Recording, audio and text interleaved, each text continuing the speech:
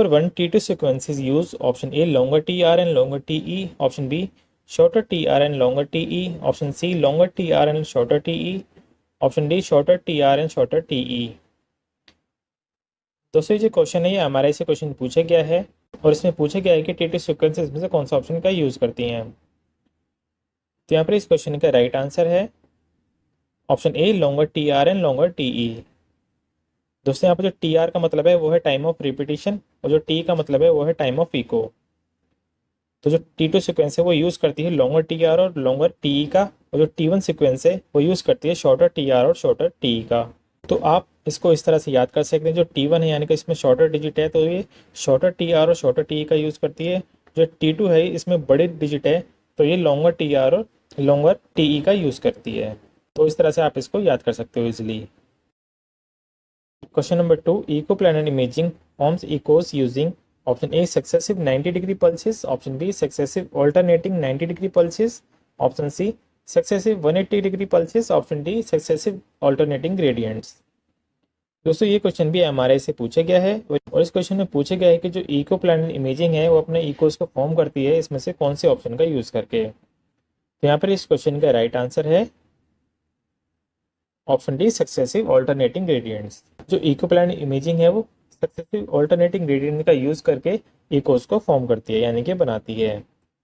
दोस्तों जो EPI यानी कि इको प्लानर इमेजिंग है एक फास्टेस्ट एक्विजिशन मेथड है MRI का, जिसको यूज़ किया जाता है स्ट्रोक को इवेल्यूएट करने के लिए और ह्यूमन ब्रेन के फंक्शनल इमेजिंग के लिए।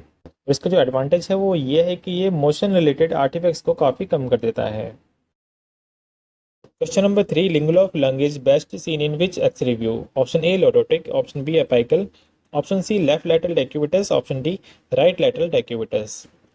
दोस्तों ये जो क्वेश्चन है ये पूछा गया है पोजीशनिंग से और यहाँ पर क्वेश्चन में पूछा गया है कि जो लिंगुल ऑफ लंग है वो किस एक्स रिव्यू में बेस्ट दिखेगा।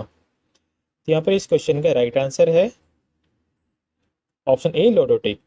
जो लिंगुल ऑफ लंग है वो लोडोटिक व्यू में काफ़ी अच्छा दिखता है यानी कि बेस्ट दिखता है। दोस्तों जो लिंगुल ऑफ लंग है वो लेफ्ट लंग के अपर लोब का एक पार्ट होता है जो कि टंग लाइक स्ट्रक्चर होता है। आप इस इमेज में देख सकते हैं जो अपर लोब का जो लोअर पार्ट है ये टंग लाइक स्ट्रक्चर है और इसी को लिंगुल ऑफ लंग बोला जाता है।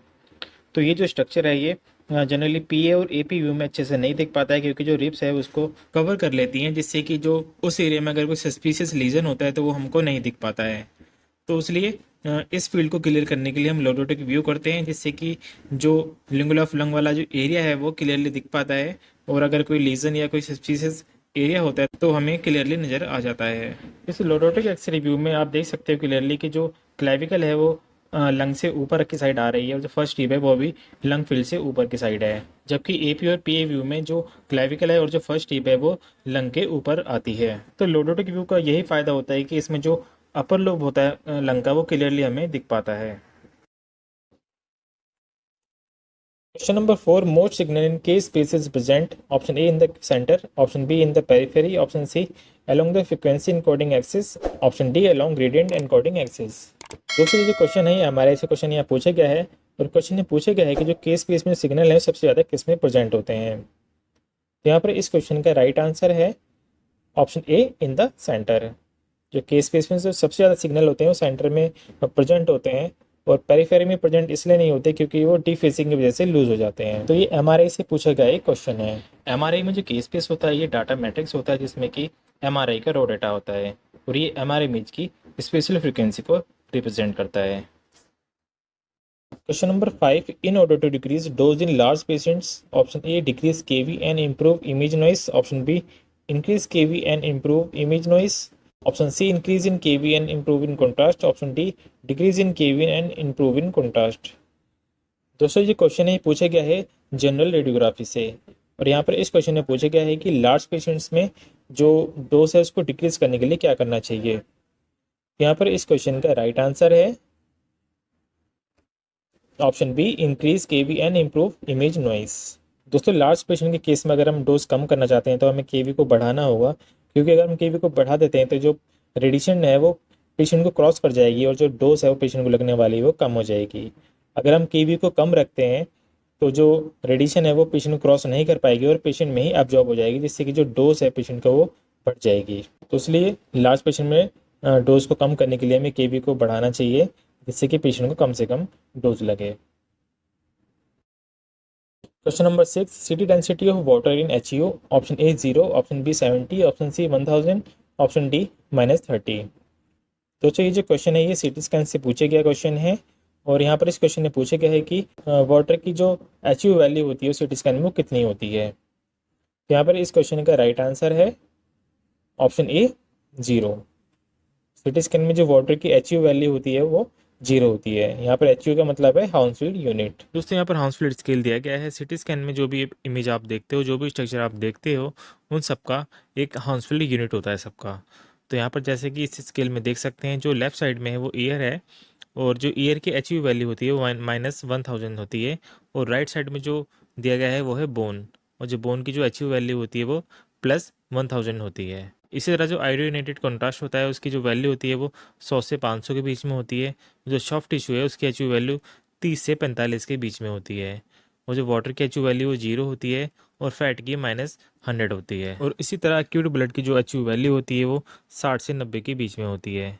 सीटी स्कैन में हाउंसफील्ड यूनिट काफ़ी इंपॉर्टेंट होती हैं, क्योंकि ये डिफरेंट टिश्यूज़ के रेडिएशन एटेन्यूएशन को बताता है, तो इसलिए ये काफ़ी इंपॉर्टेंट होती हैं सिटी स्कैन में। Question number 7, Stryker's view is used for, option A shoulder, option B patella, option C cervicothoracic junction, option D none of the above.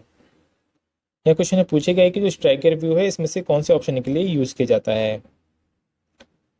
तो दोस्तों ये जो क्वेश्चन है ये पोजीशनिंग से क्वेश्चन पूछा गया है, और यहाँ पर इस क्वेश्चन का राइट आंसर है ऑप्शन ए शोल्डर। जो स्ट्राइकर व्यू है वो शोल्डर के लिए यूज किया जाता है। एक्सरे के स्ट्राइकर्स व्यू का यूज किया जाता है शोल्डर के रिकरेंट डिसलोकेशन को देखने के लिए। Question number 8, MRI full form is option A magnetic resonance imaging, option B multiple resonance imaging, option C magnetic reformatted imaging, option D magnetizing radiological imaging। दोस्तों ये जो क्वेश्चन है ये MRI से क्वेश्चन पूछा गया है, और यहाँ पर इस क्वेश्चन का राइट आंसर है option A magnetic resonance imaging. यहाँ क्वेश्चन में MRI की फुल फॉर्म पूछी गई है, और यहाँ पर राइट आंसर है option A magnetic resonance imaging. Question number 9, contrast used in IVU study, option A barium sulphate, option B Magnevist, option C Ultravist, option D carbon dioxide. दोस्तों ये जो क्वेश्चन पूछा गया है स्पेशल प्रोसीजर से question ने पूछा गया है, और यहाँ पर इस क्वेश्चन में पूछा गया है कि IVU स्टडी में इसमें से कौन सा कॉन्ट्रास्ट यूज होता है। तो दोस्तों यहाँ पर इस क्वेश्चन का राइट आंसर है ऑप्शन सी अल्ट्राविस्ट। IVU स्टडी में अल्ट्राविस्ट का यूज किया जाता है, जो कि एक आयोडोनेटेड कॉन्ट्रास्ट है। जो बेरियम सल्फेट है वो बेरियम स्टडी में यूज किया जाता है, जैसे कि बेरियम मील, बेरियम स्वैलो, और barium meal follow through, barium enema. ठीक है, जो मैग्नेविस्ट है ये गैटोलिनियम बेस्ड एक MRI कॉन्ट्रास्ट है जिसका यूज किया जाता है MRI स्टडीज के लिए। Question number 10, MRI was first demonstrated by, option A Roentgen, option B Peterson, option C Hounsfield, option D Lauterbur. दोस्तों ये जो क्वेश्चन है ये MRI से क्वेश्चन पूछा गया है, और यहाँ पर क्वेश्चन में पूछा गया है कि MRI सबसे पहले किसके द्वारा डिमोन्स्ट्रेट किया गया था। तो यहाँ पर इस क्वेश्चन का राइट आंसर है ऑप्शन डी लोटरबर्ग। जो MRI है वो सबसे पहले पॉल लोटरबर्ग के द्वारा डिमोन्स्ट्रेट किया गया था। Question number 11, in X-ray imaging noise is determined by, option A energy of X-rays hitting the detector, option B number of X-rays hitting the detector, option C tissue contrast, option D amount of scatter hitting the detector. यह question में पूछा गया है कि x ray imaging में जो noise है वो किसके द्वारा डिटरमाइन की जाती है। तो दोस्तों ये जो क्वेश्चन है जनरल रेडियोग्राफी से क्वेश्चन पूछा गया है, और यहाँ पर इस क्वेश्चन का राइट आंसर है option B number of X-rays hitting the detector. X-ray imaging में जो नॉइस है वो डिटरमाइन की जाती है नंबर ऑफ एक्सरेज जो कि हिट करती हैं डिटेक्टर को। Question number 12, which of the following numbers reported by the scanner best reflect the total amount of radiation delivered to the patient. Option A dose, option B CT dose index, option C pitch, option D dose length product. दोस्तों ये जो question है ये CT scan से question पूछा गया है। दोस्तों इस क्वेश्चन में पूछा गया है कि इसमें से कौन सा ऑप्शन सबसे अच्छे तरीके से बताता है कि पेशेंट को टोटल अमाउंट ऑफ रेडिएशन कितना डिलीवर हुआ है। यहाँ पर इस क्वेश्चन का राइट आंसर है option D dose length product. Dose length product हमें यह बताता है कि सिटी स्कैन में कितना रेडिएशन डोज डिलीवर हुआ है पेशेंट को।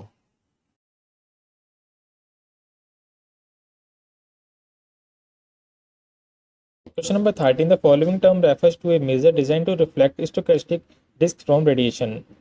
Option A dose, option B CT dose index, option C average dose, option D effective dose. ये क्वेश्चन पूछा गया है रेडिएशन प्रोटेक्शन से, और इस क्वेश्चन में पूछा गया है कि इसमें से कौन सा ऑप्शन रिफ्लेक्ट करता है स्टोकेस्टिक रिस्क फ्रॉम रेडिएशन। तो यहाँ पर इस क्वेश्चन का राइट आंसर है ऑप्शन डी इफेक्टिव डोज। जो इफेक्टिव डोज है वो रिफ्लेक्ट करता है stochastic risk from radiation.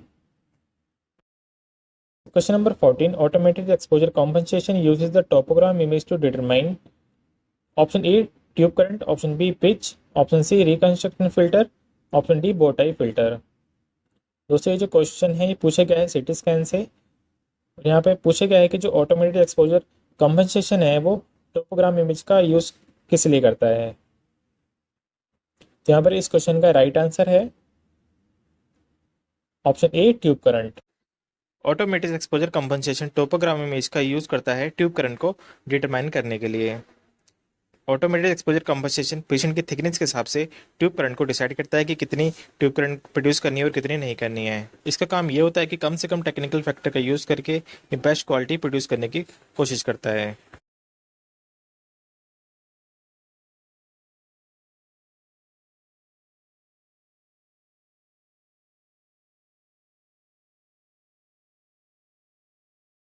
Question number 15. Iodine is a good CT contrast agent because option A we can achieve very high concentrations in target organs. Option B the Kh is much lower than X-ray energies produced by a 120 kV tube. Option C the Kh is near the average diagnostic X-ray energy produced by a 120 kV tube. Option D it stimulates the attenuation of bone। दोस्तों ये जो question है पूछा गया है contrast agent से, और यहाँ पर क्वेश्चन में पूछा गया है कि आयोडीन को एक अच्छा सीटी कॉन्ट्रास्ट एजेंट क्यों माना जाता है।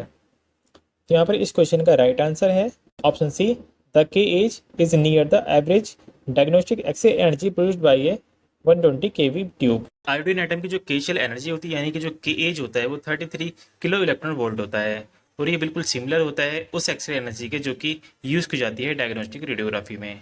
और उसका बेनिफिट ये होता है कि जो फोटो इलेक्ट्रिक एब्जॉर्प्शन है उसके होने के ज़्यादा चांसेस होते हैं। Question number 16. Missile effects are shown by option A metallic objects, option B ferromagnetic objects, option C iron rod, option D all of the above। दोस्तों ये जो क्वेश्चन पूछा गया है एमआरआई को पूछा गया क्वेश्चन है, और इस क्वेश्चन में पूछा गया है कि जो मिसाइल इफेक्ट है किसके द्वारा इसमें से शो किया जाता है। तो यहाँ पर इस क्वेश्चन का राइट आंसर है option D all of the above. दोस्तों एमआरआई मशीन में ये मिसाइल इफेक्ट देखने को मिलता है। जो एमआरआई रूम होता है उसके अंदर अगर कोई मेटेलिक ऑब्जेक्ट या फिर कोई फेरोमैग्नेटिक ऑब्जेक्ट्स या फिर कोई आयरन रोड अगर कोई लेके जाता है तो जो मशीन है, मशीन का जो मैग्नेट है वो तुरंत उस ऑब्जेक्ट को अपनी तरफ खींच लेता है, और इसी को मिसाइल इफेक्ट बोला जाता है।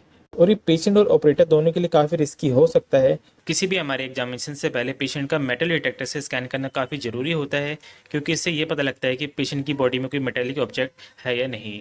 अगर पेशेंट की बॉडी में कोई ऑब्जेक्ट होता है मेटेलिक तो उसको रिमूव किया जाता है, और उसके बाद ही पेशेंट को एमआरआई के लिए अलाउ किया जाता है। Question number 17. PACS stands for option A picture archiving and communicating system, option B picture analog and computer system, option C positive analog computer system, option D positive anode clustering system। दोस्तों ये जो question है ये digital radiography से पूछा गया है, और यहाँ पर इस क्वेश्चन में पूछा गया है कि पैक्स का फुल फॉर्म क्या है। तो यहाँ पर इस क्वेश्चन का राइट आंसर है option A picture archiving and communicating system.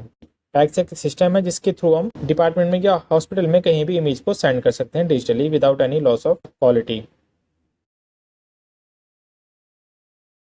Question number 18. All the statements regarding shoulder radiography is true except option A in AP view with neutral rotation both greater and lesser tuberosities are superimposed, option B in Grace's projection there is more overlap of glenoid than AP projection, option C AP oblique view rotate the body 35 to 45 degree, option D in Y view humeral head should superimpose over the base of Y if not dislocated। दोस्तों ये जो question है ये radiographic position से पूछा गया है, और यहाँ पर इस क्वेश्चन में पूछा गया है कि इसमें से कौन सा स्टेटमेंट जो कि शोल्डर रेडियोग्राफी के रिगार्डिंग है वो गलत है। तो बाकी इसमें से 3 ऑप्शन ठीक दिख रहे हैं, और आपको बताना है कि इसमें से कौन सा एक जो ऑप्शन है वो शोल्डर रेडियोग्राफी के रिगार्डिंग सही नहीं है। तो दोस्तों इस क्वेश्चन का राइट आंसर है यहाँ पर option B in Grashey's projection there is more overlap of glenoid than AP projection. Question number 19, real time imaging modality is option A CT, option B MRI, option C USG, option D PET. दोस्तों ये question पूछा गया है recent advances से question पूछा गया है और क्वेश्चन में पूछा गया है कि इसमें से कौन सी रियल टाइम इमेजिंग मोडेलिटी है। तो यहाँ पर इस क्वेश्चन का राइट आंसर है ऑप्शन सी यूएसजी। यूएसजी यानी कि अल्ट्रासाउंड एक रियल टाइम इमेजिंग मोडेलिटी है, क्योंकि इसमें हम रियल टाइम इमेज देख पाते हैं, जबकि जो सीटी स्कैन, एमआरआई और पैट है इसमें हम रियल टाइम इमेज नहीं देख पाते हैं। Question number 20, pattern of blood flow is examined in USG by option A elastography, option B Doppler mode, option C panoramic view, option D gradient. दोस्तों ये जो क्वेश्चन पूछा गया है अल्ट्रासाउंड से क्वेश्चन पूछा गया है और इस क्वेश्चन में यहाँ पूछा गया है कि अल्ट्रासाउंड में जो ब्लड फ्लो का जो पैटर्न है वो किसके द्वारा एग्जामिन किया जाता है। तो यहाँ पर इस क्वेश्चन का राइट आंसर है option B Doppler mode. Ultrasound में डॉपलर मोड के द्वारा जो ब्लड फ्लो का जो पैटर्न है वो एग्जामिन किया जाता है।